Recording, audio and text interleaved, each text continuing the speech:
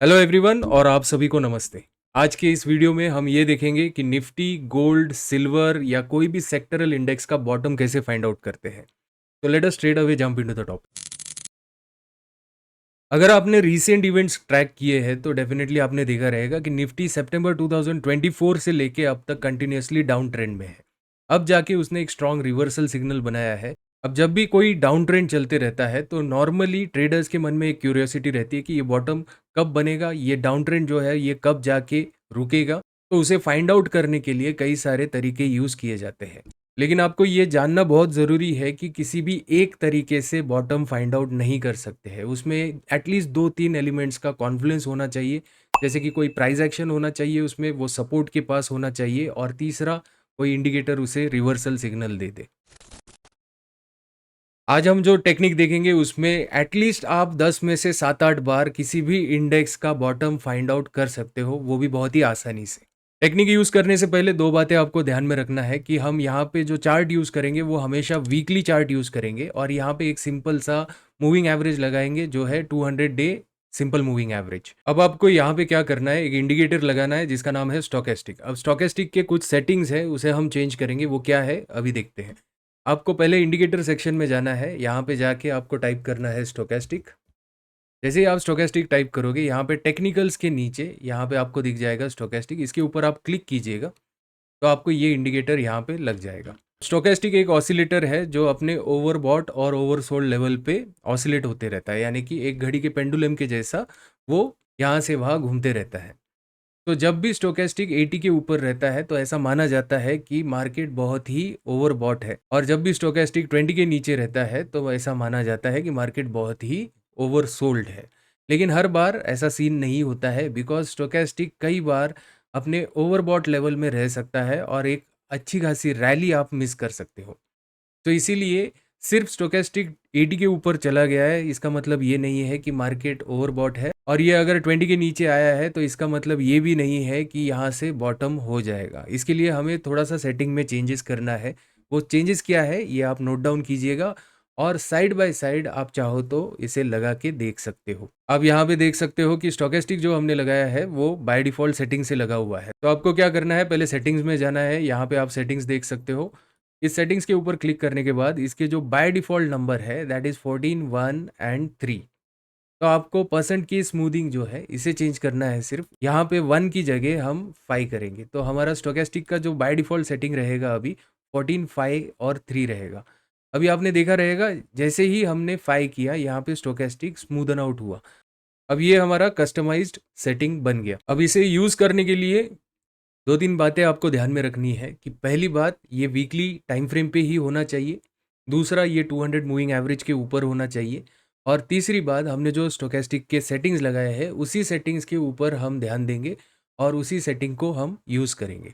अब स्टोकेस्टिक में ओवरबॉट और ओवरसोल्ड लेवल्स होते हैं। यहाँ पे हम ओवरबॉट लेवल को इग्नोर करेंगे, बिकॉज हम सिर्फ बाय करके चल रहे हैं। तो हमें अगर बॉटम फाइंड करना है तो आपको यहाँ पे 20 के नीचे फोकस करना है। ये जो 20 का ओवरसोल्ड लेवल है वहाँ पे आपको फोकस करना है। अगर आप चाहो तो ये 40 वाली लाइन भी निकाल सकते हो। उसे सेटिंग में जाके, स्टाइल में जाके आप मिडिल बैंड को हटा सकते हो, सो दैट और भी आपको पिक्चर क्लियर हो जाए।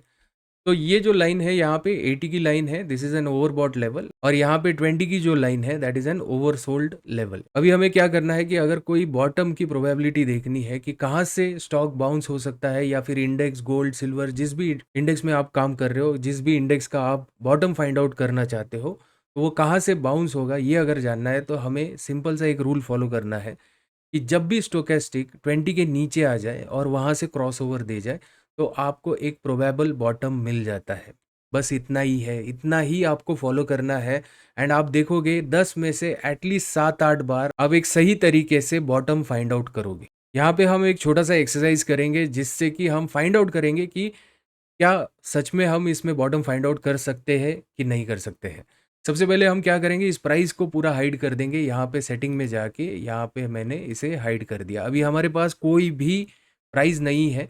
लेट अस सी कि हम यहाँ पे बॉटम फाइंड आउट कर पाते हैं या नहीं कर पाते हैं। सो ये आपके सामने निफ्टी का चार्ट है जिसमें मैंने प्राइस को पूरा हटा दिया है। तो हम यहाँ पे क्या करेंगे, लेफ्ट साइड पे जो टूल बार है वहाँ से हम एक वर्टिकल ट्रेंड लाइन पिक करेंगे जैसे कि यहाँ पे आप देख सकते हो एक वर्टिकल लाइन है, इस वर्टिकल लाइन के ऊपर हम क्लिक करेंगे और जहाँ-जहाँ स्टोकेस्टिक 20 के नीचे आया है, वहाँ पे हम एक वर्टिकल लाइन लगा देंगे। अगेन यहाँ पे हुआ, उसके बाद यहाँ पे हुआ एंड उसके बाद फिर से आप यहाँ पे देख सकते हो 2020 में और यहाँ पे है, again you get a bottom here. तो जितने भी स्टोकेस्टिक के सिग्नल्स आए वहाँ पे हमने एक वर्टिकल लाइन लगा दी। अब हम कैंडल स्टिक को अनहाइड कर देते हैं और देखते हैं कि हम बॉटम फाइंड आउट कर सकते हैं कि नहीं कर सकते हैं।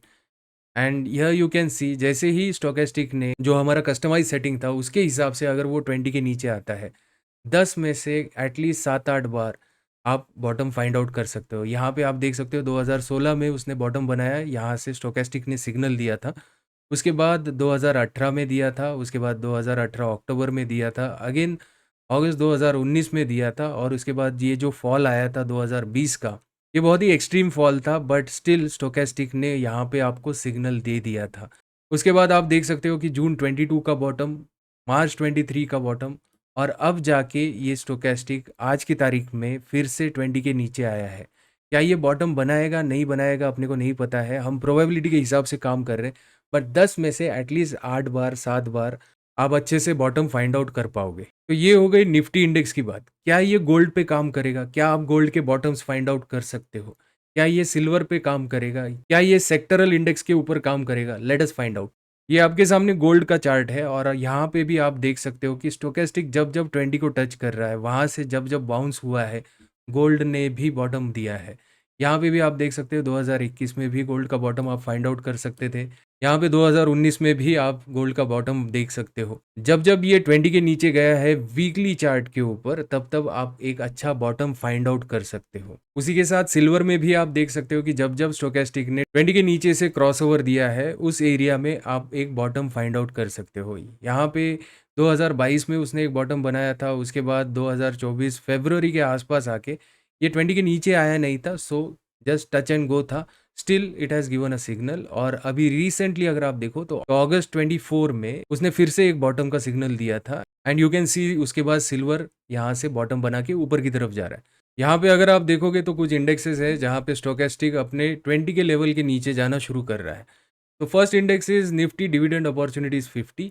सो यहाँ पे भी इफ़ यू सी ईयर जून 2022 का बॉटम उसने यहाँ पे बना के दिया। उसके बाद यहाँ पे मार्च 2020 का बॉटम भी उसने यहाँ पे बना के दिया। दूसरा इंडेक्स अगर हम देखें निफ्टी इंफ्रा का, तो 200 मूविंग एवरेज के ऊपर ही आपको देखना है। तो 200 मूविंग एवरेज के ऊपर जब भी उसने स्टोकेस्टिक का सिग्नल दिया है, you can find the bottoms here. Next is Nifty India consumption. यहाँ पे अगर आप देखो तो अगेन 20 के नीचे जब जब उसने क्रॉसओवर दिया है, वहाँ पे आपको एक बॉटम देखने को मिल रहा है। अगेन अभी भी ये 20 के नीचे जा रहा है। यहाँ पे मैंने कंज्यूम बीज इसलिए लिखा है बिकॉज ये एक ETF है। अगर आप फ्यूचर ऑप्शंस बाय करने जाते हो तो वहाँ पे नुकसान होने के चांसेस सबसे ज़्यादा होते हैं।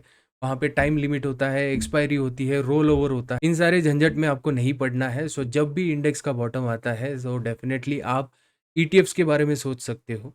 जब गोल्ड आपको बाय करना है, अगेन गोल्ड के ETFs बाय कर सकते हो या फिर फिजिकल गोल्ड भी बाय करने का एक ऑप्शन रहता है।